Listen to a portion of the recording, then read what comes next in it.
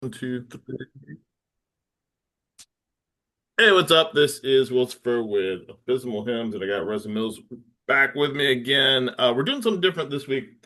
We are going through our top five albums of 1975, so 50 years ago.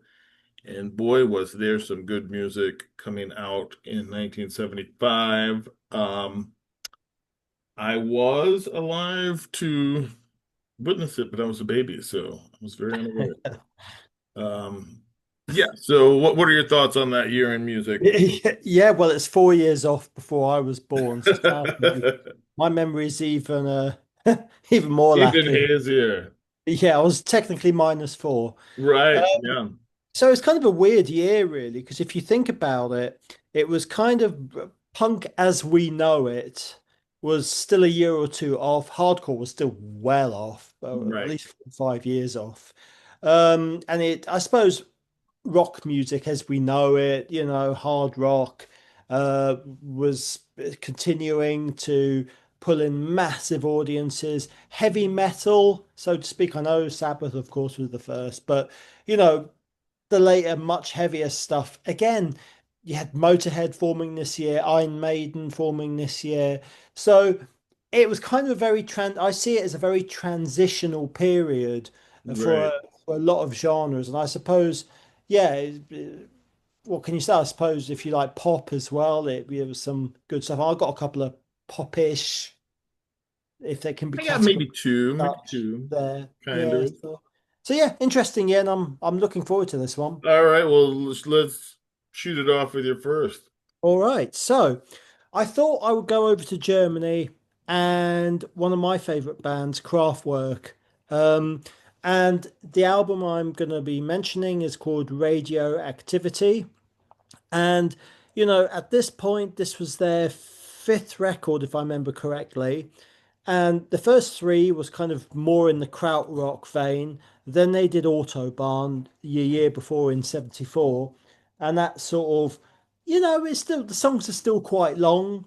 And I don't want to use the word progressive. That doesn't seem right somehow. But it, yeah, had that motoric beat still. But I think with Radioactivity, that's where the songs started to get a little bit more, I suppose, a little bit poppier. They weren't quite there yet, but the songs were becoming a little bit more condensed. Um, and they will eventually become the band that we'd all know and love, with, of course, The Model and, and Trans Europe Express and all of that.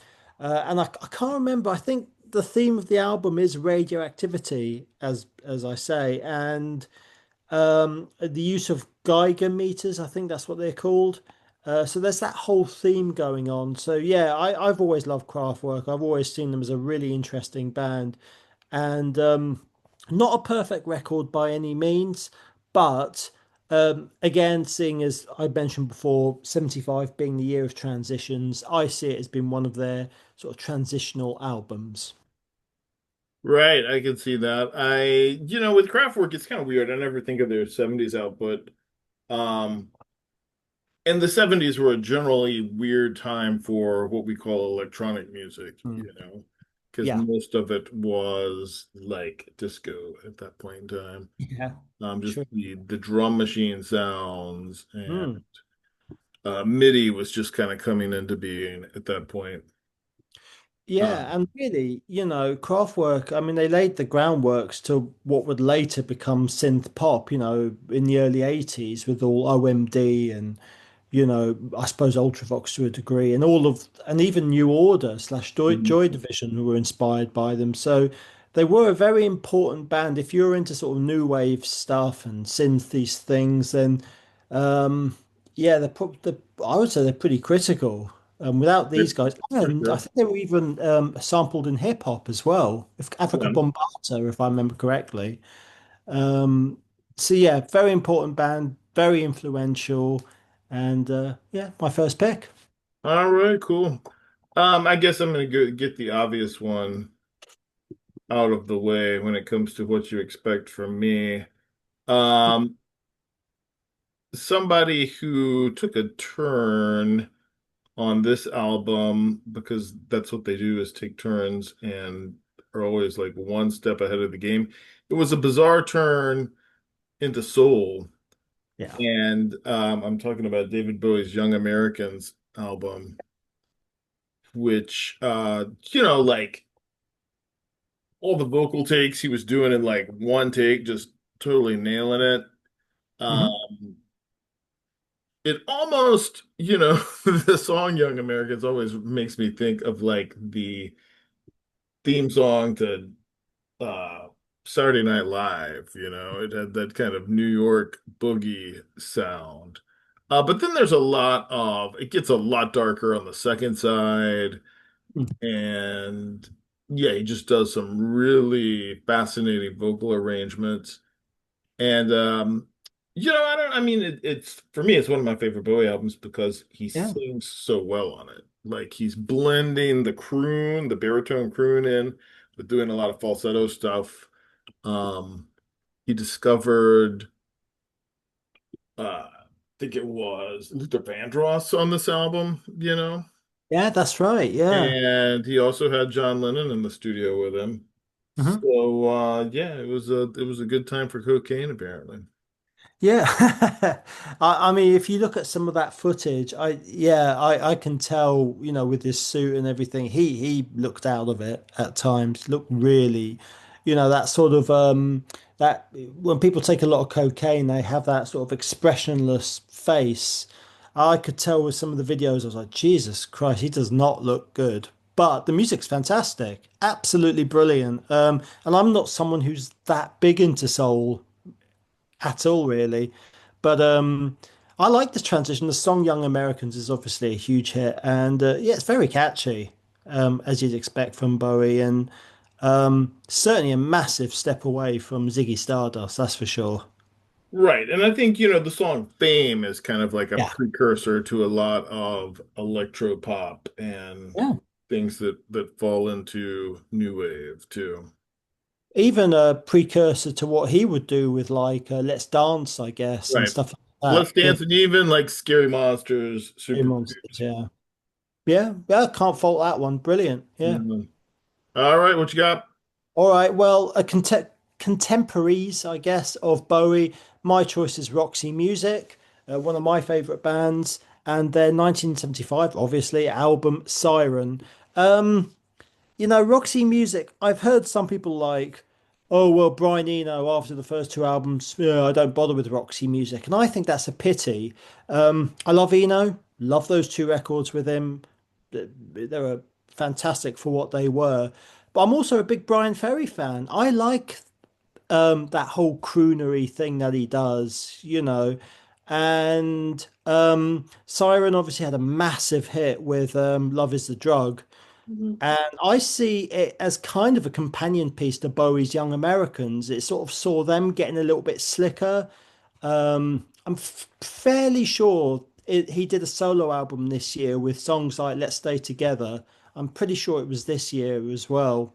And I think Ferry's very underrated. I think some people just see him as just a guy wearing a leisure suit, lounging around a swimming pool. And I think that's really unfair. I think he's really soulful and he's quite intelligent. And as is tradition with Roxy Music, of course, it's got Jerry Hall on the front on the cover. And unsurprisingly, hey, Brian always seems to date whatever model is on the cover that year. So it kind of keeps up with tradition in that sense. But yeah, definitely a transitional record for them, as it was for Bowie. Yeah, that's a great album. Another one. And I don't, I'm not as well versed. I mean, I know all the Roxy Music albums, but I was not as well versed in what kind of demons were fueling them in this era. I would think with Love is the Drug and the bass line has a kind of a weird slink to it. That they were probably, indulging in the 70s Oh as well yes. as everybody at the time. So yeah, you can kind of feel that. It's like a darker undercurrent. Yeah, Uh, and that's a really interesting point as well, because an album which I don't think either of us even will include, which I think is like Hotel California. it's that sense of excess that maybe you're partying a bit too hard now, and cocaine is slowly making its way in. I mean, I think all of the albums I have are about excess, you know. Yeah. Well, it was the 70s, I guess, so Yeah. fair enough. So while we're kind of sticking in that vein of I guess now we're into post glam rock, because these guys were starting to switch it up and change out of the sequence. This guy was pretty still sequiny, but you can hear the transition into where his music was going to go. I think this is like the last great album of his era. Um, but it is Elton John's Captain Fantastic and the Brown Dirt Cowboy. Okay, cool. There are only two ballads on it that kind of fit into what we think of as Elton John today. Yeah.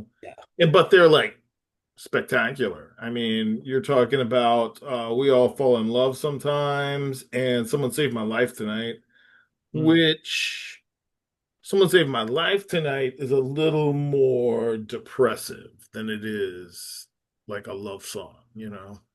mm. And they're like the title track that opens up the album is like prog rock.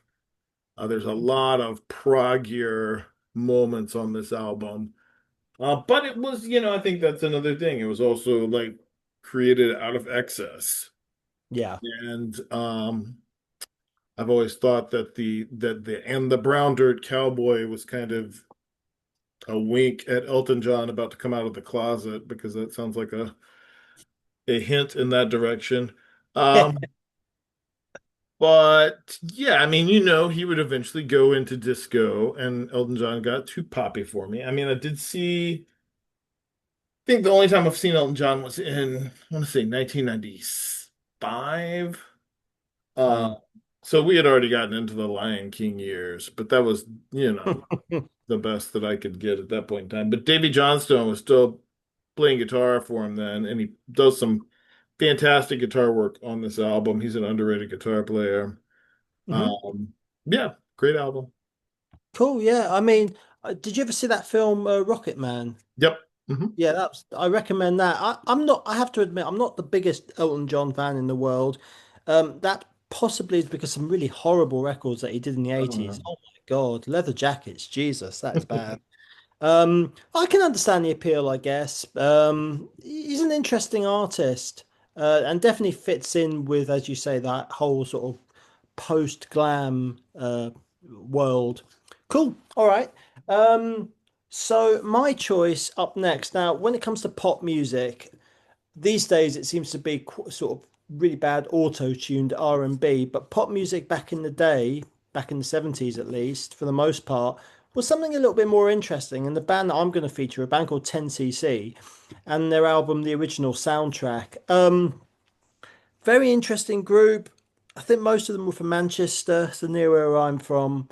Um, Kind of like I suppose we would put them in the same category as bands like ELO, not necessarily sound wise, but in terms of it's pop, but not as we know it.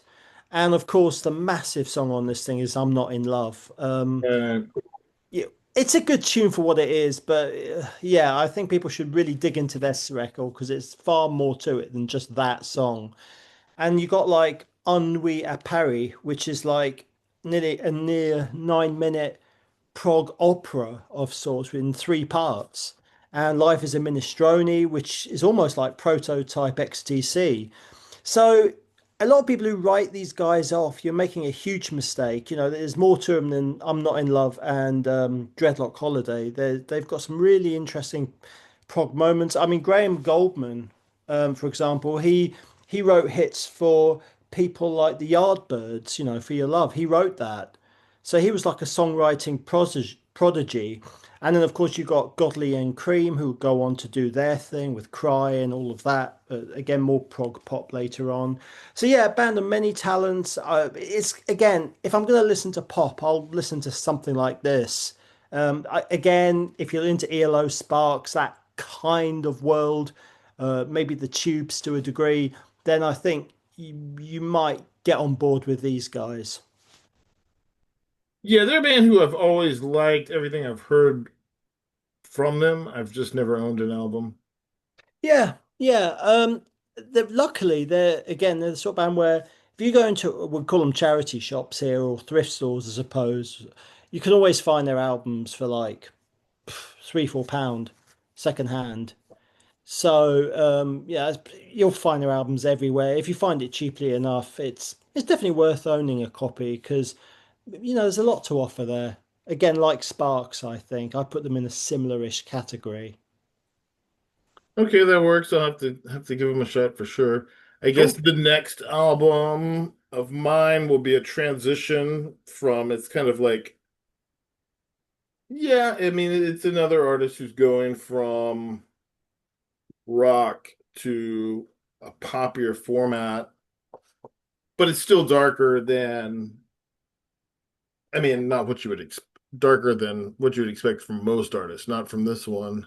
Mm. Um, Even though it was like a huge commercial hit and it definitely placed him more in the mainstream, it is Alice Cooper's Welcome to My Nightmare. Yep. Um, yeah, I mean, even on the title track, it goes into that like funky part that sounds like Vegas Elvis with the horns going. Yeah. Um, but I mean, I wore this album out as a kid. Like I like literally listened to it every day. And the second side gets that whole Steven saga gets really dark. And the thing I like about it the most is you can really tell that this guy can sing, you know. Yeah. Like Yeah. his theatrics often eclipse what he does, but Alice Cooper has a great voice. And Hmm? it might not have held up now, but I mean, God knows he's 77, so Yeah, you know, right. always lucky to Absolutely. croak anything out. He's not gonna. I don't want to hear him sing "Only Women Bleed" now, but you know, Absolutely. Yeah. No, I I think that was his first official solo album because before that it was the Alice Cooper Band, yep, wasn't it? yep, hmm And for me with Alice Cooper, I unsurprisingly I don't like what he did in from the mid 80s onwards. It's not really my thing. But certainly that early material, including this record, maybe going up to Dada and including that, I think it's pretty flawless in my right. opinion. He's just a really interesting artist. Um, Again, one of the godfathers of shock rock. He's kind of like in that lineage of Screaming Jay Hawkins and what's that guy? Fire. Arthur Arthur Brown. Brown. Yeah. I see him as that kind of lineage. And of course, he was from Detroit, so he would have been contemporaries of the Stooges and the MC5 and all those people. Yeah, those were the bands that he played shows with. Yeah, exactly. I mean, he probably, from a commercial level, probably did a lot better than them. All right, yeah, for Um, sure. yeah, but yeah, I can't disagree. And Only Women Bleed's a fantastic tune. Definitely my favorite on there for sure. Is there a song called I can't remember. It's called Daniel or Danny. I can't remember now. There's Steven. Stephen. Yeah, sorry. Yeah, yeah, Steven, I like the song Black Widow on there, which is yeah. probably the most metal song on there. Sure. Well, he was a prototype of that. So yeah. Yeah, and I think even this album, you can kind of hear how he more so on like Love It to Death, but he was definitely an influence on goth music. And Ross Williams was a huge Alice Cooper fan. Yeah, it's funny, all the people. John Lydon, of course, was a huge Alice Cooper fan as well. So all the people that were inspired by this dude who would go on to slightly different things. I'm one of, for me, especially a guy called John Brannon from Negative Approach and Laughing Hyenas, Right. hugely inspired by him as well. So yeah, an influential dude for sure. And he hung out with Salvador Dali. I know, right? And what's really odd about him, is people see him always big scary shock rocker. I mean, this is a guy's a conservative, he's a Christian, and he plays golf. Right. And it's just like, wow, are those two images incongruous? But Yeah, hey, with that, okay. I've always said people get weird when they get sober. And that was the literal hole he went down for that. But I went to a fantasy convention where he was a speaker at, and so it was just a Mhm. follow-up, just him talking and taking questions from fans. And he said that there's 4 or 5 albums that he after Welcome to My Nightmare that he just does not remember making. Yeah, so strung out. Yep. I think it All right, what inspired. you got? Yeah. Okay, cool. So, okay, this is probably my most obvious choice. I do apologize to anyone listening, and it's such a mainstream band, but I've gone for Queen. Um, Night at the Opera. Um, yeah, when it comes to Queen, I've got a lot of love for the stuff they did in the 70s. Not so much from post Hot Space onwards. But A Night at the Opera, obviously, who doesn't know bloody Bohemian Rhapsody by now? That song is like ubiquitous, it's everywhere. But you dig into that record, man, it is the depth, the whole breadth of musical styles on there is extraordinary. I mean, Death on Two Legs. Oh my God. Talk about vicious. I mean, Freddie was I tell you, I mean, he might have came across as a bit camp and fake. I tell you, you wouldn't mess with this dude, and that song really is, yeah, I wouldn't want to be on the receiving end of those lyrics, that's for sure. And then you got the obligatory silly songs like Lazing on a Sunday Afternoon, I'm in love with my car. And again, as I say, people go on about, Bohemian Rhapsody. Check out the Prophet song if you want epic. I mean, it's at least twice as long as Bohemian Rhapsody and an extraordinary piece of work. So, a band that I think people get hung up on because all they hear is the hits. You need to really dig into the deeper cuts with Queen to appreciate what they do. And of course, even, I mean, all four band members wrote songs, and that's rare too. So, an obvious choice, but I think it would be remiss of me not to have included it. Right, yeah. I mean, I actually my favorite song on that album is I'm in love with my car. Yeah, it's fun. Just because It's it's like the hardest rocking next to like Death on Two Legs, I suppose. Oh, the lyrics are absolutely Yeah. hilarious, but it's a And Roger Taylor, just yeah. great, what a great vocal performance from him. Out of all their solo albums, I actually prefer his stuff. His solo albums are really good, I Yeah, he's a think. great singer. Yeah, he's a fantastic writer and everything. Yeah. Cool. Well, yeah, I can't argue against Queen. I mean, that's a great album. I mean, my favorite Queen is the first two. Yeah, of course. Yeah. Queen 2 is my favorite Queen album, but Mhm. that's how it goes, how it goes. So when we're talking about big, grandiose, over the top, I guess I might as well go with this one. Um, Another testament of excess. And we've talked about these guys in passing before, but this is a double album, Physical Graffiti by Led Zeppelin. Ah, yeah. I mean, Yeah. it's they've another album that has like everything on it too. Yeah. Yeah. Everything, including the kitchen sink, for sure. Right. But there's some great songs. I mean, The Rover I love, Yeah. A lot of you could tell they were just kind of jamming and having fun on this album too. Sure. And no dodgy album cover either, if you know what I mean. Right. Yeah. Yikes. But yeah, definitely more visually appealing. But Yeah. I heard that the term physical graffiti was used because they were shooting up and the Right. track marks were what was the physical graffiti. Ah, I see. That makes sense. Definitely. Yeah, they did indulge, didn't they? Yeah. Crikey. Yeah. I mean, at least that was kind of the height of Jimmy Page's mischief. Was this a stage where he was getting into like, I don't know, he was into the dark side, Yeah, wasn't so he? here's the thing. The mythology on this is that the song "In My Time of Dying," Hmm. Robert Plant recorded in Crowley's ritual room that was, in that Abbey of Dilemma that they did on the lock. And Robert Plant blamed Jimmy Page for his kids dying. That's where the tension came from then. Wow. Or at least so the story goes. I don't know. That could all be bullshit. Okay. I know that the facts as they're presented, and that's what I've heard. So I mean, there was just banger after banger on here, and I've even forgiven Jimmy Page for that absolute atrocity with P Diddy or whatever he calls himself when he did that horrible collaboration Because and people should really dismiss that. I mean, Right. Kashmir is a great tune. Right. The less it's about Diddy, the better. But yeah, it's just banger after banger on this album. And although it's long, you never feel it never feels like you don't get bored. You just engage throughout, I Right. think. Yeah, It flows really well, that's for sure. absolutely. Yeah, I can't argue with that one.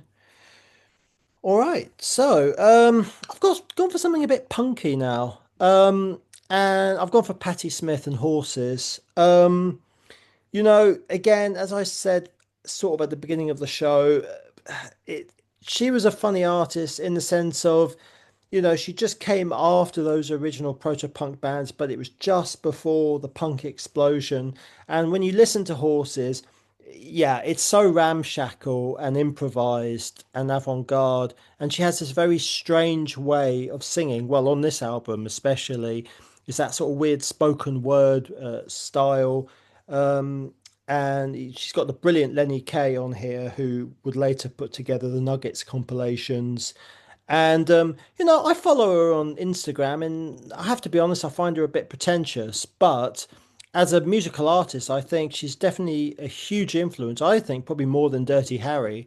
It's Dirty Harry? What am I talking about? Debbie Harry, excuse me. Bit different. Yeah. Probably same attitude. More than Debbie Harry. In terms of the influence that she had on, well, I suppose female artists and maybe even Riot Girl later on. So many great tracks on here. Redondo Beach, Gloria, probably one of the really good cover. Yeah, so that's my choice. Yeah, she was more gritty and punk Hmm. than Debbie Harry. I Yeah. think Debbie Harry, if you look at where it went, she Hmm. influenced more pop artists Hmm. than Patti Smith, who went and influenced people like Kim Gordon.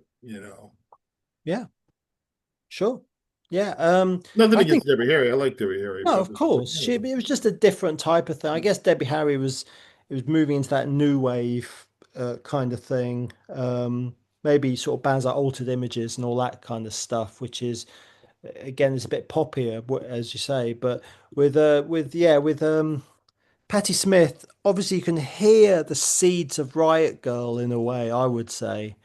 And maybe even people like what's she called, Girl from Bikini Kill, and people like that. I can hear, the seeds of that kind of sound. right. And I think, I mean, a wider variety too. I mean, you got to think like Yeah. even Marilyn Manson's covered a Patti Smith song before. Mm, You know, yeah, she definitely sure. had like always had more of a grittier edge to her than Blondie. Yeah, for sure. And nothing against Debbie Harry. She's perfectly fine for what she does. But if I want something with a bit more attitude, then yeah, I'll probably go with Patti Smith. For sure. All right. Well, my last one's pretty obvious. Um, it is my favorite album by this band, Yeah. and it's Sabotage by Black Sabbath. Had to be, yeah. Yeah, I mean, it has this, they did a lot of experimentation and for the blog, I was over the past month, I've been reviewing every Black Sabbath album. Mm, Um, and you could see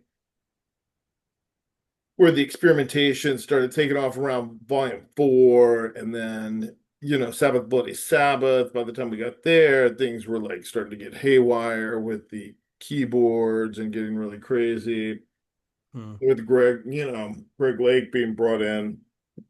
And I think that this album kind of Rick Wakeman, married, sorry, I think. yeah, Rick Wakeman. Yeah.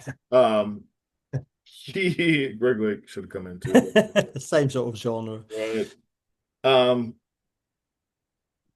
Yeah, so they got back to like grittier songwriting without giving up on all the psychedelia, you know. Because Mm.